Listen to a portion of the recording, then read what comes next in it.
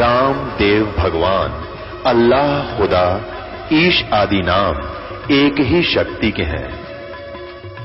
वो कैसा है, कहां है, कैसे मिलता है, किसने देखा है?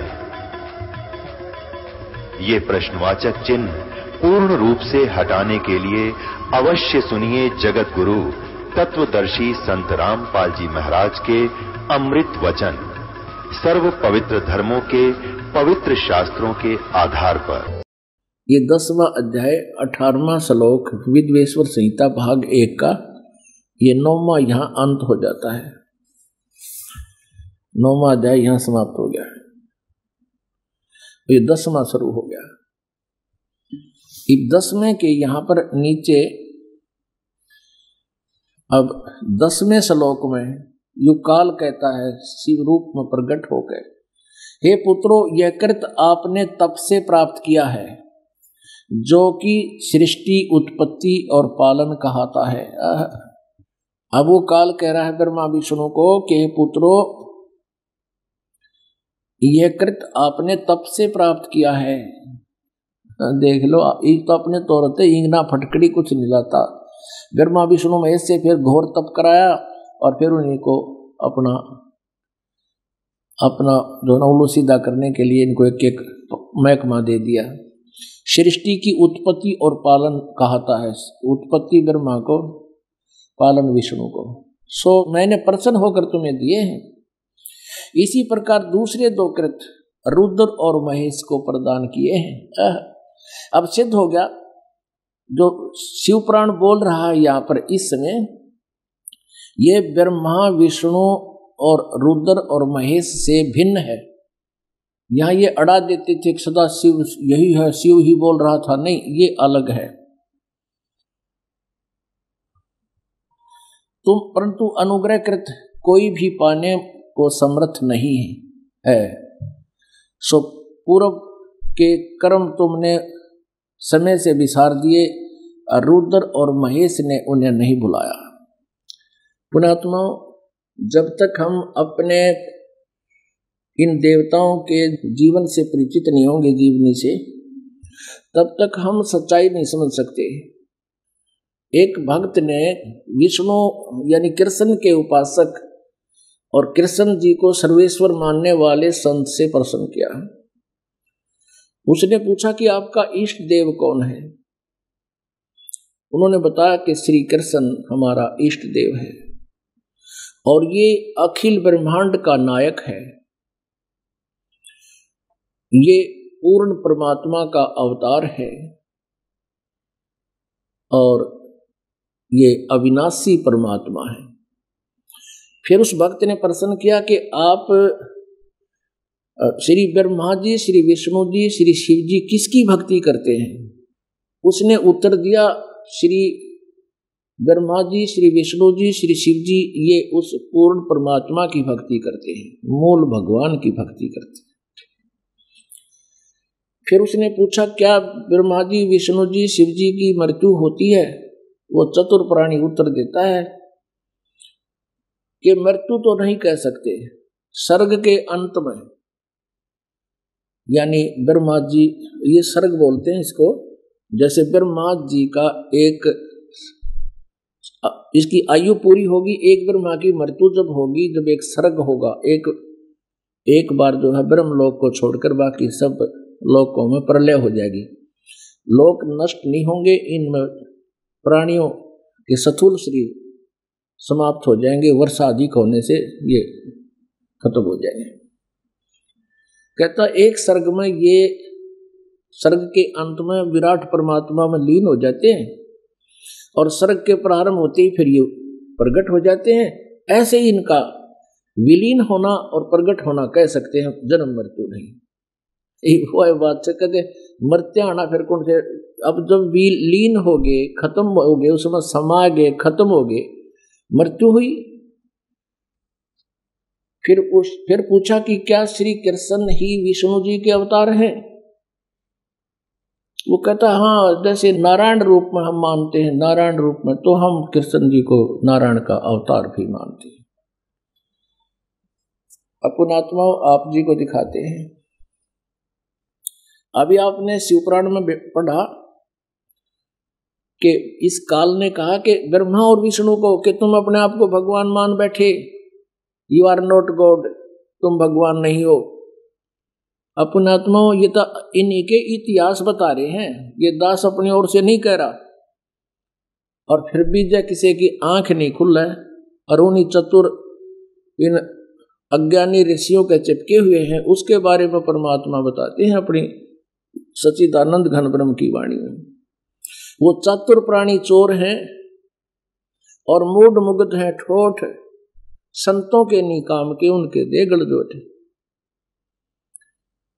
और फिर उस भक्त ने उस विष्णु जी के संत को, जो श्री कृष्ण जी का उपासक, श्री कृष्ण जी को इष्ट मानकर सबको नाम दे रहा है, गीता जी का पाठ करता है, लोगों को समझाता है, कंठस्थ गीता जी याद कर रखी है। उससे पूछा क्या, जैसे 34 में, चौथे अध्याय के 34वें श्लोक में श्रीमद् भगवत गीता में कहा कि तत्वदर्शी संत से वो तत्व ज्ञान प्राप्त कर। तो प्रश्नकर्ता ने पूछा कि क्या वो तत्वदर्शी संत कौन है और उसकी पहचान क्या है? तो सट्टे मारे हैं, कहते उसमें लिखा है कि तत्वदर्शी संत से परमात्म तत्व का ज्ञान प्राप्त कर। श्री कृष्ण जी अपनी ही महिमा बताने, अपनी ही संतों का मान रखने के लिए कह रहे हैं। और यहाँ परमात्म तत्व का अर्थ है तत्व ही अविनाशी है, अविनाशी ही कृष्ण है, कृष्ण ही परमात्मा है, कृष्ण ही सब कुछ है। अब ये उआ बाई बकते हैं, वहां तक प्रश्न का उत्तर दे रहा है कि ब्रह्मा विष्णु महेश विलीन हो जाते हैं, नाशवान हो गए। और श्री मद देवी भागवत स्पष्ट करती है, हिंदी वाली, संस्कृत वाली में तो है ही है, संस्कृत वाली में तो है ही है, हिंदी वाली में इन्होंने क्या किया, हिंदी करते समय इन्होंने कुछ तथ्यों को प्रकट नहीं किया। और पुण्यात्मा अभी तो संस्कृत वाली हमारे पास विद्यमान है नहीं, और 100 साल में केवल हिंदी वाली छोटी छोटी पॉकेट बन जाती है, और भी घटा घटू का इसका सारा काम बिगाड़ देते हैं। जैसे अभी तक तो श्रीमद् भगवत गीता संस्कृत सहित विद्यमान है, लेकिन अब कुछ एक ने ऐसा कर दिया है कि अध्याय केवल हिंदी में अपने सट्टे ठोक कर 18 के 18 अध्याय हिंदी लिख दी उनका अनुवाद करके, तो फिर बात बिगड़ जाती है। परमात्मा ने समय पर निशाना साधा है। अब देख ब्रह्मा विष्णु महेश नासवान है, देखिएगा ये गीता प्रेस गोरखपुर से प्रकाशित है।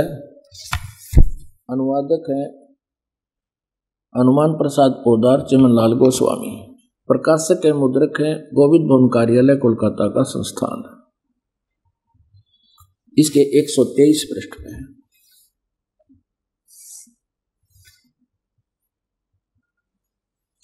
तीसरा सकंद और 123 पृष्ठ पर हम पढ़ रहे हैं। विष्णु जी कह रहे हैं अपनी माता दुर्गा की प्रशंसा करते, स्तुति करते हुए कहते हैं, तुम शुद्ध स्वरूपा, यह सारा संसार तुम से उद्भासित हो रहा है।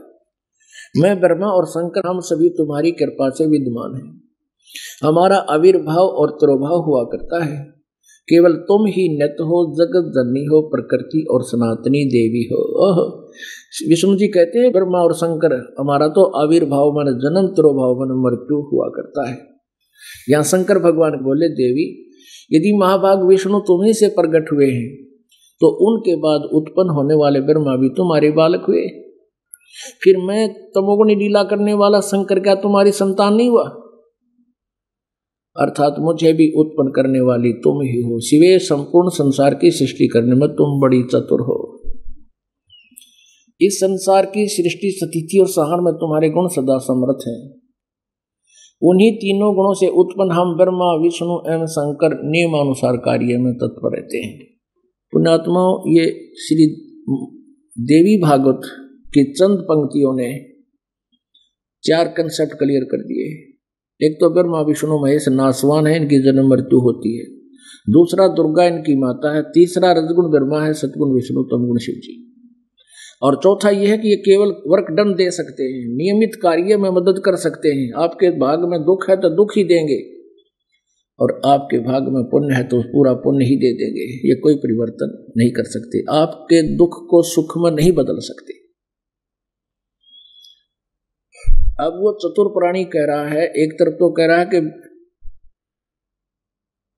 विष्णु जी कृष्ण जी ही स्वयं है, और फिर कह रहा है कि कृष्ण ही अविनाशी है, कृष्ण ही अविनाशी है, अविनाशी ही तत्व है, तत्व ही श्री कृष्ण है। इसलिए यहां अपने विषय में ही कह रहा है। परमात्मा कहते हैं सटदल उवा बाई बकदा, उवा बाई बकरे हैं। अब देखिएगा कि श्री कृष्ण विष्णु ही है, ये इसका प्रमाण सुधा सागर देगी। श्रीमद् भगवत सुधा सागर गीता प्रेस गोरखपुर से प्रकाशित है, गीता प्रेस गोरखपुर से प्रकाशित है। प्रकाशक में मुद्रक है गीता प्रेस गोरखपुर, गोविंद भवन कार्यालय, कोलकाता का संस्थान। इसके 549 पृष्ठ पर यह है 10वां सकंद, और 549 पृष्ठ पर ये सुखदेव जी ये ज्ञान दे रहे हैं। तीसरा अध्याय है। सुखदेव जी कहते हैं, परीक्षित को बता रहे हैं भगवान श्री कृष्ण का प्राकट्य। ये 547 549 पढ़ते हैं। जिसमें भगवान के आविर्भाव का अवसर आया, स्वर्ग में देवताओं की दुदुबियां अपने आप बज उठी। उसी समय सबके हृदय में विराजमान भगवान विष्णु देव रूपिणी देवकी के गर्भ से प्रकट हुए। विष्णु ही श्री कृष्ण रूप में प्रकट हुए, और जैसे पूर्व दिशा में 16 कलाओं से पूर्ण चंद्रमा उदय हो गया। अब श्री कृष्ण जी कितने समर्थ थे, यानी विष्णु जी कितने समर्थ थे, ये शिवपुराण प्रमाण देगा। देखिएगा, शिवपुराण गीता प्रेस गोरखपुर से प्रकाशित है। संपादक है हनुमान प्रसाद पोदार। इसके 560 पृष्ठ पर आपको दिखाते हैं, ये देखिएगा उमा संहिता, और ये 560 भगवान श्री कृष्ण के तप से संतुष्ट हुए शिव और पार्वती का उन्हें अभिष्ट वर देना और शिव की महिमा तथा शिव की महिमा। उस समय पुत्र की प्राप्ति के निमित्त श्री कृष्ण के हिमवान पर्वत पर जाकर महर्षि उपमन्यु से मिलने, उनकी बताई हुई पद्धति के अनुसार भगवान शिव की प्रसन्नता के लिए तप करने, उनके तप से प्रसन्न होकर पार्वती, कार्तिकेय तथा गणेश सहित शिव के प्रकट होने तथा श्री कृष्ण के द्वारा उनकी स्तुति पूर्वक वरदान मांगने की कथा सुनाकर संत कुमार जी ने कहा, श्री कृष्ण का वचन सुनकर भगवान भव उनसे बोले, वासुदेव तुमने जो कुछ मनोरथ किया है वह सब पूर्ण होगा। इस प्रकार इतना कहकर त्रिशूलधारी भगवान शिव फिर बोले, यादवेंद्र तुम्हें साम नाम से प्रसिद्ध एक महापराक्रमी बलवान पुत्र प्राप्त होगा। यानी श्री कृष्ण जी ने पुत्र प्राप्ति के लिए ये तप किया था। अपने आत्मा समझदार को संकेत बहुत है। श्री विष्णु इज कृष्ण, और विष्णु जी नासवान देवी भागवत पुराण बता रही है, और श्री कृष्ण जी आप ही भिखारी हैं, पुत्र प्राप्ति के लिए तप कर रहे हैं। शिव जी के वरदान से उसको सांब नाम पुत्र प्राप्त हुआ। अब हम अपने वास्तविक प्रकरण पर आते हैं। परमेश्वर कबीर देव जी ने ये सभी ज्ञान ब्रह्मा जी को सुनाया। ब्रह्मा जी ने फिर आगे अन्य को बताया। अब ब्रह्मा जी ने कुछ अपना ज्ञान, कुछ परमात्मा से सुना हुआ ज्ञान खिचड़ी बनाकर पुराणों की रचना कर दी। जैसे शिव पुराण में, रुद्र संहिता में ब्रह्मा से नारद जी ने पूछा ब्रह्मा जी से कि पिताजी इस सृष्टि के रचनहार कौन है? आप हैं, विष्णु जी हैं या शिव जी हैं? आप सच्ची बताना, या कोई और भगवान है?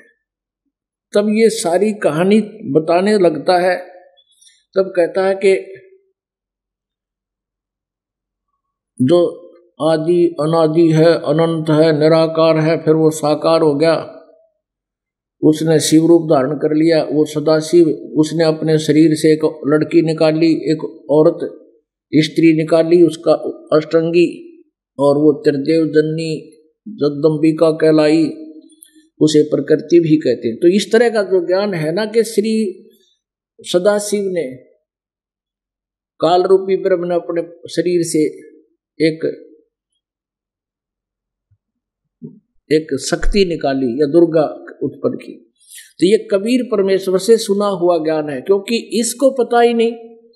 ये तो देवी भागवत में कहता है कि ब्रह्मा जी नारद जी को बता रहे हैं सृष्टि उत्पत्ति कि बेटा नारद, जब मैं होश में आया, मैं कमल के फूल पर बैठा था, मुझे नहीं मालूम मेरा कौन पिता है। तो इसने न्यो के बेरा पट गया, वो सदाशिव ने अपने शरीर में निकाली थी। ये कबीर परमेश्वर से सुना हुआ ज्ञान, कुछ उनका, कुछ अपनी अनुभव, कुछ अज्ञान, कुछ अज्ञान मिलाकर पुराणों की रचना की। अब पुराणों का सहयोग हमने इसलिए लेना पड़ रहा है क्योंकि हम पुराणों को सत्य मानते थे, और ये यथार्थ ज्ञान परमेश्वर सच्चिदानंद घन ब्रह्म की वाणी में यथार्थ लिपिबद्ध है, उससे कुछ मिलता जुलता इसमें भी है। इसलिए पुराणों से संबंध लेकर के इसका रेफरेंस तो हम आसानी से समझ सकते हैं कि कबीर जी ने जो बताई वह सारी सच्ची थी। अब इस प्रकार ये चतुर लोग हमें भ्रमित कर रहे हैं। एक कृष्ण पुजारी से, एस्कॉन वाले से किसी भक्त ने प्रश्न किया जा करके कि आप किसके पुजारी हो? कि श्री कृष्ण जी के। क्या श्री कृष्ण जी जन्मते मरते हैं? नहीं, वो तो अविनाशी हैं। क्या विष्णु जी ही श्री कृष्ण के अवतार हैं? श्री कृष्ण ही विष्णु के अवतार हैं। और श्री ब्रह्मा, विष्णु और शिव जी किसकी पूजा करते हैं? एस्कॉन वाला चतुर व्यक्ति कहता है ये श्री कृष्ण जी की पूजा करते हैं। श्री कृष्ण सर्वेश्वर है, अखंड ब्रह्मांड का, अखिल ब्रह्मांड का स्वामी है। और फिर आगे चल के वो हुआ बाई बकने वाला क्या कहता है? कहते हैं श्री कृष्ण और विष्णु में कोई भेद नहीं। जैसे एक अधिकारी होता है, घर पे रहता सिविल ड्रेस में, तो श्री कृष्ण यहाँ घर पे थे तो सिविल ड्रेस में थे, चक्र सुदर्शन नहीं रखते थे। और ऑफिस में जाता है तो टोप टाप पहनकर वर्दी वर्दी लाकर जाता है। तो ऐसे तो विष्णु जी समझो और घर पे श्री कृष्ण समझो, एक ही है। तारा गजब भैया। यहाँ परमात्मा कहते हैं सटदल हुआ बाई बकदा, हुआ बाई बक्के ने कहेगा ज्ञान को ना। तो पुण्यात्मा परमेश्वर कबीर देव जी ने यहां आकर यो 9 सूत सुलझाया, और इस 9 सूत को सुलझाकर रख गए। लेकिन ये अनाड़ी लोग उसको फिर भी उलझाने में लगे रहे। लेकिन परमात्मा ऐसा सुलझा गए थे कि ये उलझन नहीं पाया इनसे। आज इस दास को बता दिया, इसका वो फार्मूला के ऊपर सुलझ जाएगा, तो बाप के समक्ष ये क्लियर हो गया।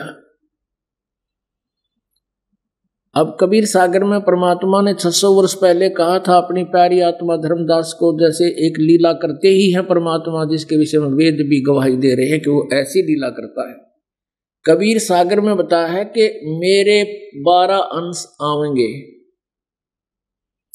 लेकिन उन 12 के 12 को काल भ्रमित कर लेगा। लेकिन 12वें पंथ में, गरीबदास जी का 12वां पंथ है, 12वें पंथ में जो मेरी अच्छी आत्मा, श्रेष्ठ पुण्य आत्मा आवेंगे गरीबदास जी, उनसे मेरी वाणी का फिर से प्रकाश होगा। और जो 13वां अंश मेरा आवेगा, उससे सब अंधियारा, सब अज्ञान नाश हो जाएगा। अब आपको पवित्र कबीर सागर दिखाते हैं, क्योंकि वो सच्चिदानंद घन ब्रह्म की वाणी है, जिसके विषय में पवित्र श्रीमद् भगवद गीता जी अध्याय नंबर 4 के श्लोक नंबर 32 में कहा है कि और भी बहुत प्रकार के यज्ञों धार्मिक अनुष्ठानों का विवरण सच्चिदानंद घन ब्रह्म की वाणी में ब्रह्मणे मुखे सच्चिदानंद घन ब्रह्म की वाणी में विस्तार से कहा गया है। यहाँ अनुवादकर्ताओं ने गीता जी में गलत अनुवाद कर दिया, ब्रह्मणे मुखे का अर्थ कर दिया वेद की वाणी में नहीं। 17वें अध्याय के 23वें श्लोक में ब्रह्मणे का अर्थ ये स्वयं करते हैं सच्चिदानंद घन ब्रह्म यानी पूर्ण परमात्मा के मुखे माने मुखारविंद से उच्चरित। चौथे अध्याय के 32वें श्लोक में जो ब्रह्मणे मुखे का अर्थ बनना चाहिए, सच्चिदानंद घन ब्रह्म ने जो अपने मुखारविंद से वाणी उच्चारण की है, उस सच्चिदानंद घन ब्रह्म यानी पूर्ण परमात्मा की वाणी में, कबीर वाणी में विस्तार से कहे गई। उसको समझने के बाद फिर आप कर्म बंधन से बिल्कुल मुक्त हो जाओगे। अब परमेश्वर कबीर देव जी ने अपने मुखारविंद से जो उच्चारित वाणी में क्या कहा ये देखिएगा। ये है पवित्र कबीर सागर 11 संपूर्ण 11 भाग, खेमराज श्री कृष्ण दास प्रकाशन बंबई से प्रकाशित।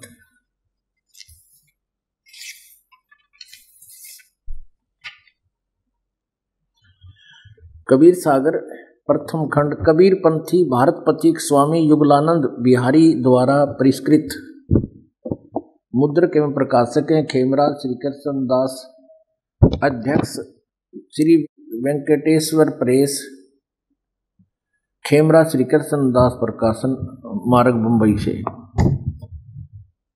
इसमें आपको दिखाते हैं बोध सागर, ये देखिएगा बोध सागर 137 पृष्ठ पे, ये कंटिन्यूस 1001 पृष्ठ है। वैसे बोध सागर कबीर वाणी बोध सागर और पृष्ठ नंबर 136 पर कबीर वाणी बोध सागर, ये कबीर परमेश्वर की वाणी है।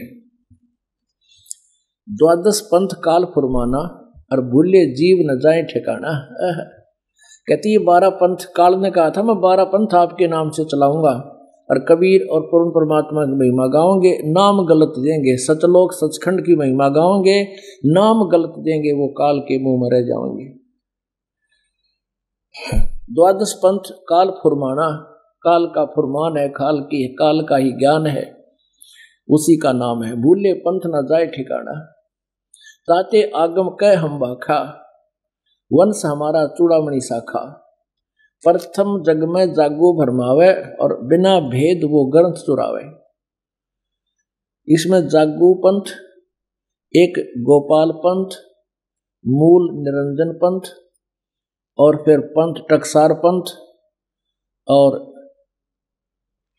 पंथ ये बीज, चौथा पंथ बीज को लेखा और छठवां पंथ सतनामी पंथ और 7वां पंथ जीवा का पंथ, 8वां राम कबीर पंथ और ये 9वां वैसे ज्ञान की काल का भेद जीव ब्रह्म पंथ है। 10वां परम धाम की वाणी भेद। अब यहाँ इसका क्लियर यहाँ किया है इन्होंने, यहाँ देखिएगा बोध सागर और कबीर चरित्र बोध, इसके ये यहां लगातार है 1870 पृष्ठ पे, या नीचे देखिएगा। यहाँ लो 4 गुरु और 42 वंशों का लेखा लग चुका है। इनके अतिरिक्त कबीर साहब के 12 पंथ और भी कबीर पंथी ही कहलाते हैं। कबीर साहब के पंथों का वृंतांत, प्रथम नारायण दास का पंथ, ये प्रथम नारायण दास का गलत लिखा है इन्होंने, वो चूड़ामणि का पंथ भी दिखाएंगे आपको। और यागोदास जी का पंथ, सूरत गोपाल पंथ, मूल निरंजन का पंथ, टकसारी पंथ, भगवान दास का पंथ, सतनामी पंथ और कमालीय पंथ यानी कमाल का पंथ, कमालीय जैसे गरीबदासी बोलते हैं, गरीबदासीय पंथ। तो कमाल का पंथ, राम कबीर पंथ, प्रेम धाम की वाणी पंथ, जीवा का पंथ और गरीबदास पंथ। जिस गरीबदास पंथ से हम आए हैं अलग से, इस गरीबदास पंथ तक भी कहते हैं ये काल के ही जाल में है। अब फिर आइए यहाँ पर, अब यहाँ से समझ में होगा अच्छी तरह आपका, ये देखिएगा, ये है कबीर वाणी और बोध सागर। वो कबीर चरित्र बोध था, बोध सागर का ही अंश। इसके 136 पृष्ठ पे है 12 पंथ। अब आसानी से समझ में आओगे। द्वादश पंथ काल फुरमाना, भूले जीव न जाए ठिकाना, ताते आगम कह हम राखा, वंश हमारा चूड़ामणि शाखा। ये प्रथम वंश चूड़ामणि है। यहाँ इन्होंने जो 1870 पृष्ठ पे कबीर वाणी में, कबीर चरित्र बोध में ये गलत लिख दिया। ये नारायण दास तो वैसे ही अलग हो गया था, भगवान से बिल्कुल विपरीत था, तो सीधा ही कृष्ण पुजारी था। तो यहाँ चूड़ामणि का पंथ होना चाहिए। दूसरा याज्ञोदास ठीक है, तीसरा सूरत गोपाल भी ठीक से, मूल निरंजन की वाणी भी ठीक है। ये देखिए, अब फिर देखिए 136 पृष्ठ पे कबीर वाणी में, द्वादश पंथ काल फुरमाना, भूले जीव न जाए ठिकाना, ताते आगम कह हम राखा, वंश हमारा चूड़ामणि शाखा। ये प्रथम पंथ होना चाहिए था, गलत लिखा है इन्होंने, थोड़ा फेरबदल कर दिया। प्रथम जग में जागू भरमावे, बानी भेद वो गर्म चुरावे, बिना भेद वो गर्म चुरावे। अब जागू दास का पंथ, ये यहाँ अपने 1870 पर जो देखा, ये जागूदास को चाहिए, यागूदास का पंथ, फिर सूरत गोपाल पंथ, मूल निरंजन पंथ, ये ऐसे है।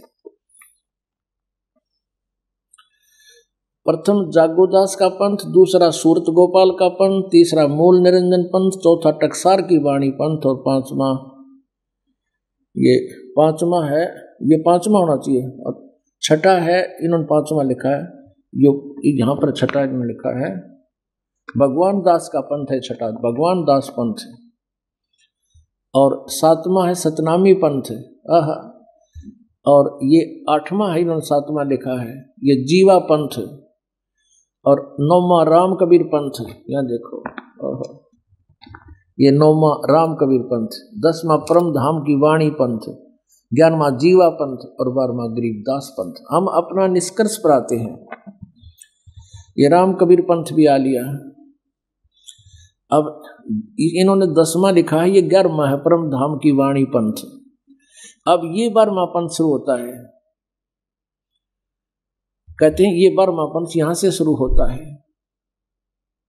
संवत 1775 हुई, ये संवत 1774 है। कभी गरीबदास जी का जन्म संवत 1774 में हुआ था, और इन्होंने 75 गलती से लिखा गया है। संवत 1774 हुई, और ताजिन प्रेम प्रगटे जग सोई। अब हम ये कबीर वाणी पढ़ रहे हैं, कबीर जी के मुखारबिंद से उच्चारित, 137-36 पृष्ठ पे। आज्ञा रहे ब्रह्म बोध लावे, कोली चमार सबके घर खावे, साख हमारी ले जीव समझावे, असंग जन्म ठोर नहीं पावे। ये गरीबदास पंथ के विषय में बोल रहे हैं। और बर में पंथ प्रगट हो बाड़ी, ये बर में पंथ चल रहा है। कहते इस बर में पंथ में, गरीबदास वाले पंथ में मेरी वाणी प्रगट होगी, मेरी महिमा पुनः उसके द्वारा परमात्मा कहे मैं उनको दोबारा अपना ज्ञान दूंगा। जो कबीर का सागर में, कबीर वाणी में कबीर पंथी नकलियों ने कुछ थोड़ा बहुत फेर बदल कर दिया, तो गरीबदास जी के द्वारा सुचारू करवा दिया भगवान ने, कबीर जी ने। बर में पंथ गरीबदास के पंथ में संवत 1774 में जो प्रगट हुए, प्रगट हो बाणी शब्द हमारे की निर्णय ठानी, और अस्थिर घर का मर्म ना पावे, ये 12 पंथ हम ही को जावे। कहते गरीबदास पंथ तक के मेरी महिमा की वाणी का अर्थ लगावेंगे, लेकिन समझ नहीं पावेंगे, यथार्थ ज्ञान नाम उनको मिलेगा नहीं। कहते हैं अस्थिर घर का मर्म ना पावे, 12वें पंथ प्रगट हो वाणी, मेरी वाणी प्रगट होगी गरीबदास के माध्यम से, और ये शब्द हमारे की निर्णय ठानी। लोग कहेंगे निर्णय कुछ निकालना चाहेंगे, अर्थ गलत लगा लेंगे। अस्थिर घर का अमर बना पावा, ये सतलोक नहीं जा सकते, वो अमरलोक को प्राप्त नहीं हो सकते, और ये 12 पंथ हम ही को जावें। कबीर पंथ कहेंगे, लेकिन ठीक उनको यथार्थ ज्ञान नहीं हो पाओगा। फिर क्या कहते हैं, बर में पंथ हम ही चल आवे। कबीर परमेश्वर जी कहते हैं गरीबदास के पंथ में आगे चल के, और 13वां अंश रूप में कहते हैं बर में पंथ हम ही चल आवे, और सब पंथ मेट एक ही पंथ चलावे। तब लग बोधो कुरी तुम्हारा, फिर तुम बोधो राज दरबारा। धर्मदास जी को कह रहे हैं परमात्मा कि तब तक तुम इस यथार्थ ज्ञान को बताइयो ना किसे तय, बाकी मेरी महिमा जरूर गाता रहना। प्रथम चरण कलयुग निर्याना, तब मगहर मांडो मैदाना। कलयुग का जो प्रथम चरण होगा वो समझना कि मैं मगहर से शरीर चला जाऊंगा, वो प्रथम चरण होगा। 3 चरण बताए हैं कलयुग की। अब ये बीचली पीढ़ी चल रही है, प्रथम चरण जा चुका है, और कहते हैं धर्मदास से मांडो बाजी, तब धर बोधो पंडित का जी। 52 वीर कबीर कहाऊं, भव सागर में जीव मुक्ता हूं। यहां देखना, धर्मदास मोरी लाख दोहाई, मूल शब्द बार जी न जाई, बाहर ना जाई। कि यहाँ क्या कहते हैं कबीर परमेश्वर, धर्मदास तो तुझे लाख दुआई है कि अभी इस मूल ज्ञान को, मूल शब्द यानी सार शब्द को कोई बाहर ना बताना, और पवित्र ज्ञान तुम जग में बाखो, मेरी महिमा करते रहो, मूल ज्ञान गोई तुम राखो। इस तत्व ज्ञान को जो मैंने तुझे समझा दिया, इसको अभी गुप्त रखना, लिख दे सारा तू इसमें, तो इसको समझाना ना किसी को, क्योंकि परमात्मा की रजा बिना कोई समझ नहीं सकता इन वेदों को। ये तो 5वां वेद सूक्ष्म वेद है जो हम पढ़ रहे हैं। पवित्र ज्ञान तुम जग में बाखो, मूल ज्ञान गुप्त तुम राखो, गोई तुम राखो।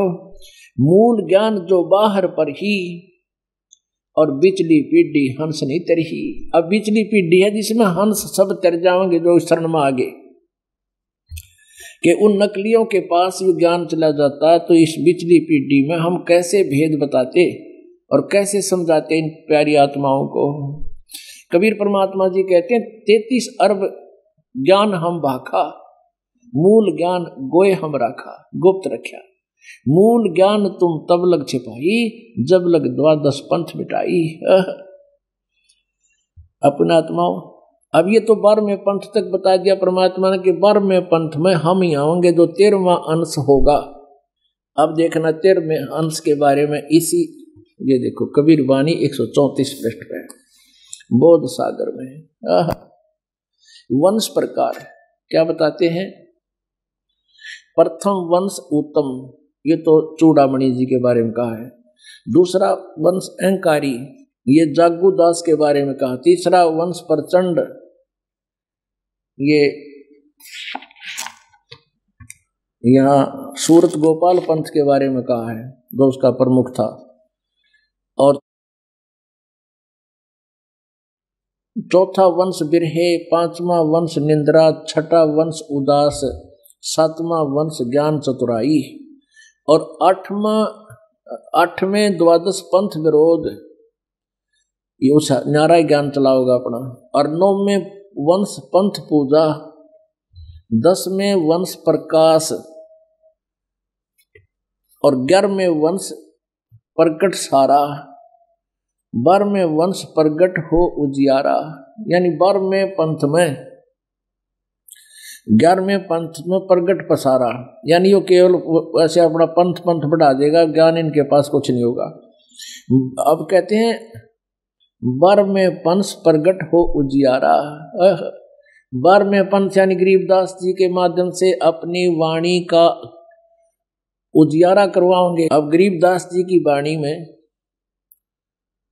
ज्ञान सारा लिखा हुआ लेकिन निर्णायक नहीं है, और कबीर जी की महिमा भी बहुत कुछ लिखी है लेकिन निर्णायक नहीं है। तो यहाँ कहा कि 12वें पंथ प्रगट हो उजियारा, यानी कुछ कुछ मेरी महिमा का उसमें प्रकाश होगा। और 13वें वंश मिटे सकल अंधियारा। ओहो, अब ये 13वां वंश ये दास आपके समक्ष है। कहते उसके 13वें वंश के द्वारा ये सब अज्ञान, आध्यात्मिक अज्ञान, ये 9 मन सूत जो उलझा हुआ है वो कति सुलझ जाएगा। एती दगा काल की समाई, फिर भी तत्व बिंदु की टेक रह जाएगी। कहते काल इतना जुल्म करेगा, इतना भ्रमित कर देगा, तो भी ये तत्व छुप नहीं सकेगा। अपने आत्मा अब ये कति निखार हो गया। कबीर परमेश्वर जी कहते हैं, 9 मन सूत उड़ जिया ऋषि रहे झकमार, और सतगुरु ऐसा सुड़ जाए दे उड़ जरा दूजी बार।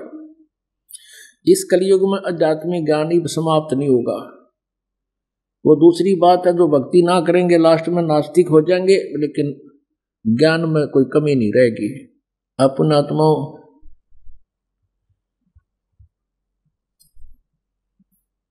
परमात्मा क्या बताते थे? सतगुरु के उपदेश का लाया एक विचारे, जय सतगुरु मिलते नहीं जाते नरक द्वार। नरक द्वार में दूत सब करते खेचा ताण, उनसे कबू ना छूटता फिर फिरता चारों खानी। चार खानी में भरमता कबू न लगता पार, सो फेरा सब मिट गया हमारे सतगुरु के उपकार। अब परमात्मा कहते हैं, अब सतगुरु के द्वारा प्राप्त ज्ञान और समाधान का ईब विचार लाया। होय होय होय। यदि सतगुरु नहीं मिलते तो नरक में जाते, और नरक में ऐसे ठोक्या करे लठ मार मार के, क्योंकि कौन पढ़ना चाहो से बूंदे कुकरम में, जैसे पशु ने फाटक में रोक्या करे, वो बार बार उसका लठ मार मार कर अंदर ठूस देते हैं। तो कहते नरक द्वार में दूत सब फिर करते खेचा ताड़, उन तक कबू ना छूटता फिर फिरता चारों खान। वहां पिटाई होती और फिर 84 लाख योनियों में। इस तत्व ज्ञान के अभाव से जो कुछ भी भक्ति भी कर रहे हैं उनको कोई लाभ नहीं होता। परमात्मा सच्चिदानंद घन ब्रह्म अपनी वाणी में क्या बताते हैं कि संसा शोक सराय में, ये संशय शोक सराय में सूतक दिन राती, और जीवत जग में जूती पड़े फिर जम तोड़े छाती। सत साधना ना करने वालों की कहती यहाँ बिरान माटी होगी, या जीवत जग में जूती पड़े और फिर जम तोड़े छाती, या दुर्गति होकर बिरान माटी होगी इनकी, और आगे यम के दूत बकल तारेंगे। तो क्या बताते हैं कि जब सतगुरु ना मिलते तो या दुर्गति होती, 84 लाख योनियों में भी जाते, कष्ट पे कष्ट उठाते, कोटि जन्म तन बरमत हो गए कुछ ना हाथ लगा रे, कुकर सुकर खरबे बोरे कौआ हंस बगारे। या दुर्गति यहाँ हमारी होली, कोटि जन्म तू राजा की न मिटी न मन की आशा, कोटि जन्म तू राजा की न मिटी न मन की आशा, और भिक्षुकों का दर दर घूम दिया मिला ना निर्गुण रासा। इंद्र कुबेर ईश की पदवी ब्रह्मा वन दुर्बराया, विश्वनाथ के पुर को जाकर तो फिर भी उल्टा आया। सतगुरु मिले तो इच्छा मेटे पद्मल पदे समाना, चल हंसा उस लोक पठाऊं जो आज अमर स्थाना। चार मुक्ति जहाँ चंपी करती माया होरी दासी, दास गरीब अभय पद पर से वो मिले राम अविनाशी। अब सत भक्ति करने से हमें कितना लाभ होगा उसकी जानकारी बताई है परमात्मा ने। और क्या बताते हैं, जटकुंडल ऊपर आसन है सतगुरु की सैल सुनो भाई, जहां ध्रुव प्रहलाद नहीं पहुंचे और सुखदेव को मार्ग ना पाई। निर्वाण निरंजन चिन्ह भैया दुखदारी, दिर मोक्ष कर करता। एक तो ज्योत निरंजन है, ये तो काल है। निरंजन का अर्थ होता है माया रहित परमात्मा। माया मीन जाल धोखा अटबट। कहते हैं वो सतलोक के अंदर ऐसा कोई माया नहीं है, कोई जाल नहीं है, धोखा नहीं। और ये भी निरंजन कहलाता, लेकिन ये धोखेबाज है, ये झूठा निरंजन है। इसको ज्योति निरंजन कहते हैं, सरपुरुष भी कहते हैं। निर्वाण निरंजन माने मोक्ष, मोक्षदायक परमात्मा। निर्वाण निरंजन चिन भैया दुख दारिद्र मोक्ष करे करता। यानी उस पूर्ण परमात्मा को पहचान, चिन, उसकी खोज कर। निर्वाण निरंजन चिन भैया दुख दारिद्र मोक्ष करे करता। तेरे दुख और तेरे इस कंगाली को, निर्धनता को दूर करेगा। दोनों निर्धनता दूर करेगा। आपके सांसारिक भौतिक जो आवश्यकता है वो भी ठीक करेगा परमात्मा, वो भी टोटा आपका दूर करेगा। और राम नाम के निर्धन आप हो चुके हो। सत साधना ना करके चार्जर ठीक लगा नहीं, पहले की बैटरी डिस्चार्ज हो रही है, हो चुकी है। तो परमात्मा कहते हैं कबीर सब जग निर्धना धनवंता ना को, धनवंता सो जानिए जिस पर राम नाम धन हो। तुम्हारे दुख और दारिद्र, दुख किस लिए होते हैं? पाप कर्मों से। पाप कट जाएंगे सुख होगा, तभी तो दुख मिटेगा। निर्वाण निरंजन चिन भैया दुख दारिद्र मोक्ष करे करता। गर्भवास मिटे निज नाम रटे क्यों, युगन युगन चोले धरता। चल थीर करूं अवगत नगरी, तू लख 84 क्यों फिरता। चल थीर करूं अवगत नगरी, तू लख 84 क्यों फिरता। सत्संगती ले निज साधु की, नहीं नाम बिना कारज सरता। सत्संगती ले निज साधु की, नहीं नाम बिना कारज सरता। दयावंत विवेक भये ज्ञानी, टुक छेड़ करे त सब लड़ता। ये चुंडित मुंडित पकड़ लिए, इनसे जम किंकर ना डरता। ओए कितनी प्यारी बात कही है। ये हो सच्चिदानंद ज्ञान ब्रह्म की वाणी जो गरीबदास जी के माध्यम से परमात्मा ने प्रकाशित करवाई अपनी महिमा। कहते हैं उस पूर्ण परमात्मा को खोज लेवाई, और उससे तेरा गर्भवास मिटे निज नाम रटे। मां के पेट में सबसे बड़ा दुख इस प्राणी को होता है।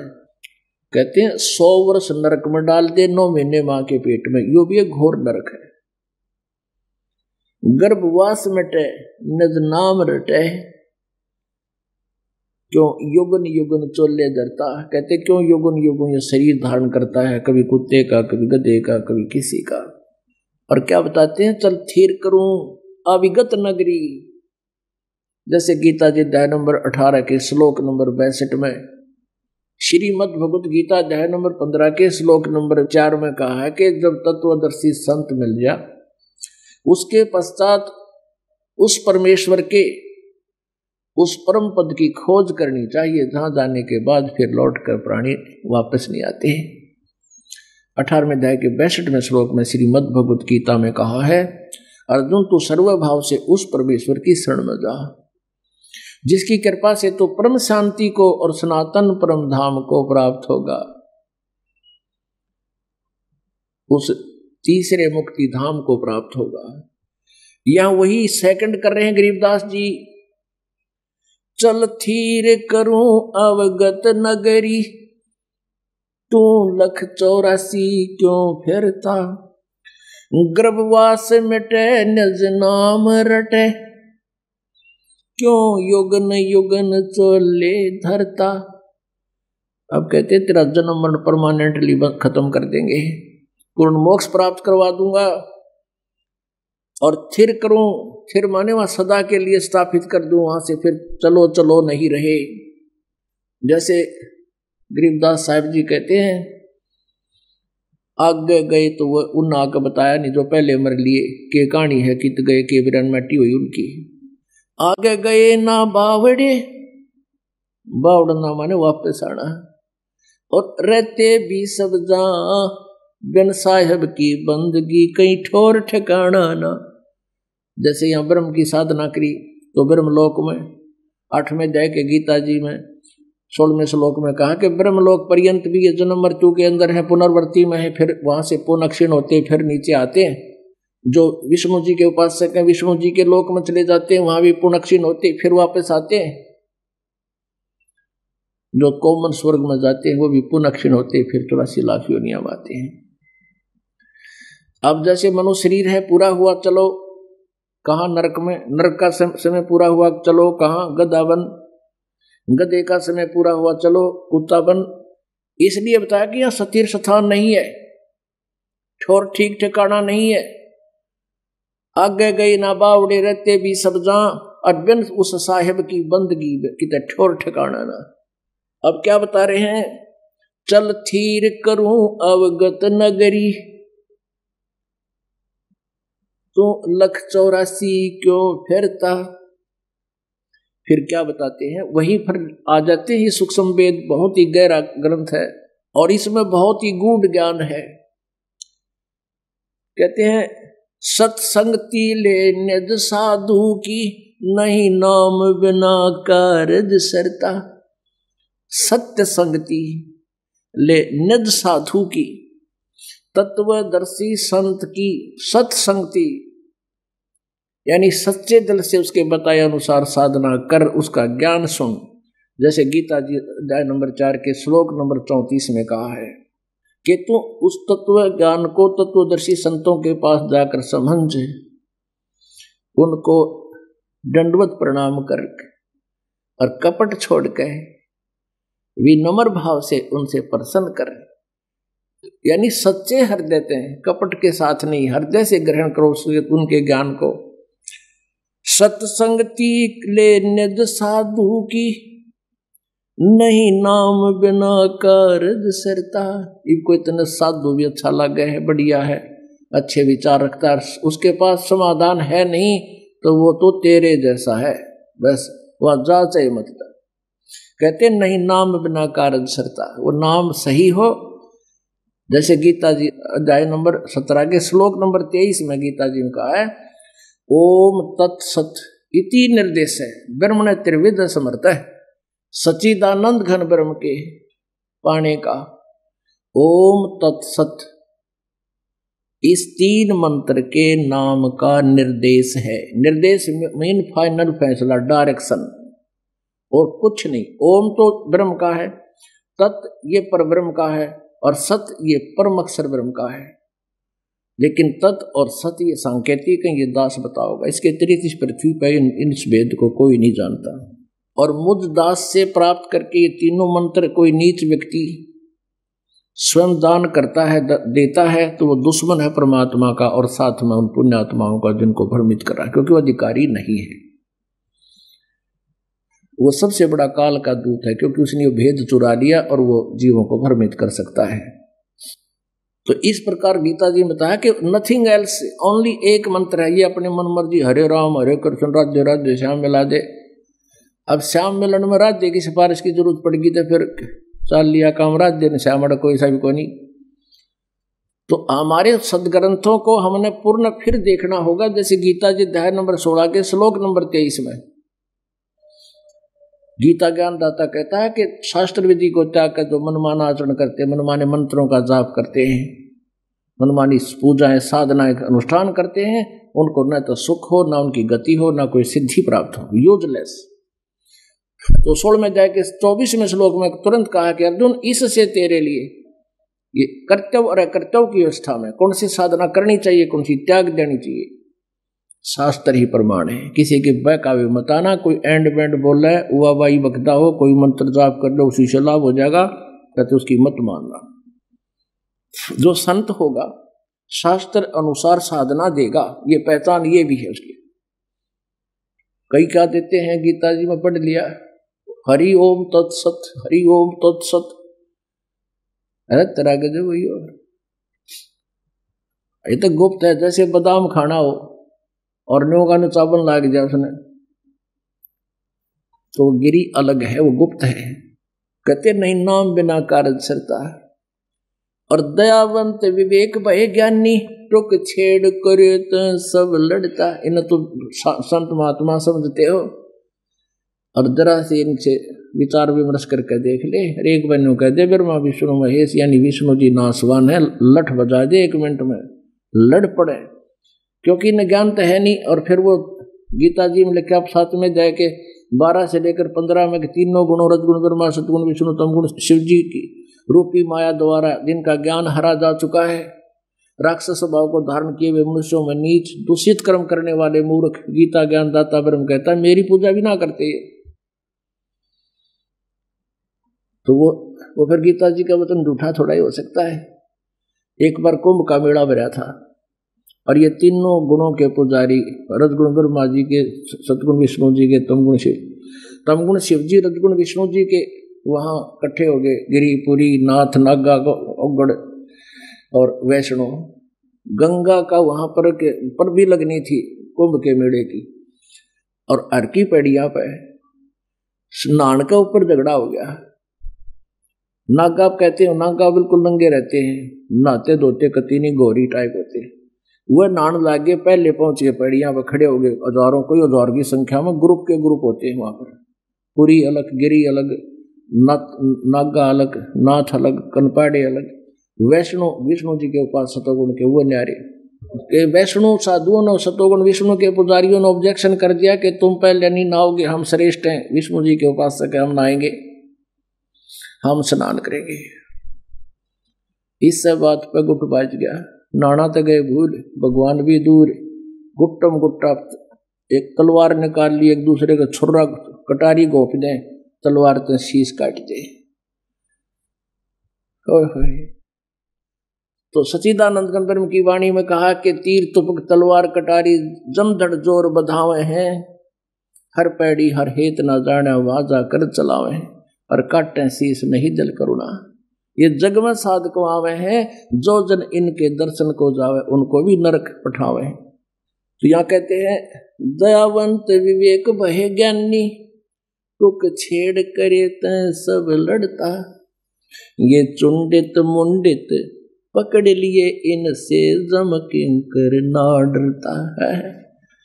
कहते हैं प्रकार बाहरी दो लोग दिखावा आडंबर तुम न कर रखा, बड़ी बड़ी जटा रखा ली, दाढ़ी रखा ली, चमटा ले लिया, या कति मूड मुड़ा लिया, घोटम घोट हो गया, लाल कपड़े गाड़ कर चल पड़ा नो। कहते ये चुंडित मुंडित सब पकड़ लिए जिनके पास सत भक्ति नहीं है, इनसे यम के दूत नहीं डरते। ये चुंडित मुंडित सब पकड़ लिए, इनसे जम किंकर ना डरता। दयावंत विवेक भय ज्ञानी टुक छेड़ करे तय सब लड़ता। तू कौन कहां से आन फंजा, देखो आगे बिरानी क्यों जड़ता। समझे नहीं सोख शूद्र गैले, बड़े भूत भये जो पिंड भरता।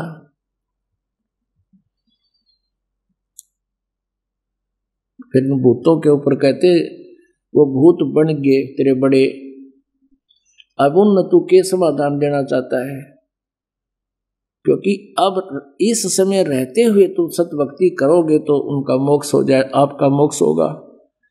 और ये पिंड भरता अंडे इन भ्रमित किए हुए व्यक्तियों के द्वारा, ये सब साधनाएं मूर्खता की हैं। भूत पूजोगे तो भूत बनोगे। कबीर परमेश्वर जी कहते हैं भूत रमे सो भूत है, देव रमे सो देव, राम रमे सो राम है, और सुनो सकल सुर भेव। गीता जी अध्याय नंबर 9 के श्लोक 25 में कहा कि जो देवताओं की पूजा करते हैं देवताओं को प्राप्त होते हैं, और जो पितरों की पूजा करते हैं वो पितर बन जाते हैं, पितरों के पास चले जाते हैं। पितरों के श्राद्ध निकालना, भूतों की श्राद्ध निकालना, और भूत पूजते हैं वो भूतों में प्रवेश हो जाते हैं, भूतों को प्राप्त होते हैं। तो ये साधना करनी नहीं चाहिए। जब गीता जी के नगरी भूत पूजनीय भूत बनेंगे, भूतों को प्राप्त हो गए। आप गीता जी मना करती है और हम उसको कर रहे हैं। तो क्यों करें जो पता है कि कुएं में गिरेंगे, फिर उस रास्ते पर क्यों जावे हम। मुक्त होण का भेद कहूं चल, चोर सुहंग मस्जिद ढूरता, के दास गरीब निवास सदा, जहां नाद अखंड अजब घूरता। अब गरीबदास जी कहते हैं कबीर परमात्मा के उस लोक सतलोक में वो अखंड धुन होती रहती है। यहाँ काल ने इस पिंड में, शरीर में भी एक नकली धुन पैदा कर रखी है, और नकली अलखलोक, अगमलोक, अनामी लोक की रचना इस ब्रह्मांड में कर रखी है। उस ब्रह्मांड का प्रतिबिंब पिंड में है, और सतलोक जो है, सतलोक की धुन इस अंड और पिंड से पार सो देश हमारा है। गरीबदास जी कहते कोई है रे परले पार का, जो भेद कहे झनकार का। ये काल की धुन सुन ले, धुन सुन ले। अंड और पिंड में ये तो काल का ही जो कुछ भी ढमढमा इसी का सुनाई देता है, इसी का प्रकाश, इसी की व्यवस्था है। वो सतलोक की व्यवस्था तो इस अंड और पिंड से, अंड ये ब्रह्मांड को कहते हैं, अंडाकार है ये, और इस ब्रह्मांड का इस टीवी रूपी शरीर के चैनलों में सब व्यवस्था विजिबल है। जैसे टीवी में चैनल होते हैं, ऐसे शरीर के अंदर हमारे बैकबोन के अंदर की तरफ ये कमल बने हुए हैं। मूल कमल, स्वाद चक्र ब्रह्मा जी और सावित्री, मूल कमल में गणेश जी, नाभि कमल में विष्णु और लक्ष्मी जी, हृदय कमल में शिव और पार्वती, कंठ कमल में यहाँ पीछे को या दुर्गा जी, और सहस्रार कमल में यहाँ ये काल है। बस इसमें यही व्यवस्था है। जैसे टीवी जिसका ऑन है चैनल, उसके ठीक काम कर रहे हैं, तो जिस चैनल को ऑन करोगे उस चैनल पर जहां भी कोई कार्यक्रम, कहीं देश विदेश की खबरें, जो कुछ भी हो रहा है आप उस पर देख सकते हो। ऐसे ही ये टीवी एक चैनल है हमारा शरीर, इसमें इस ब्रह्मांड के ही में जो कुछ भी हो रहा है वही सुन सकते हैं और देख सकते हैं। वो सचखंड, वो सतलोक तो इस अंड और पिंड के पार्श्व देश हमारा है। वहां वो अखंड धुन, जहां अखंड नाद अजब घुरता, जहां सतलोक के अंदर वो अखंड धुन हो रही है, कहते हैं वहां चलो, तुम्हें ले चलते हैं, सदा सुखी हो जाओगे। बोलो सतगुरु देव।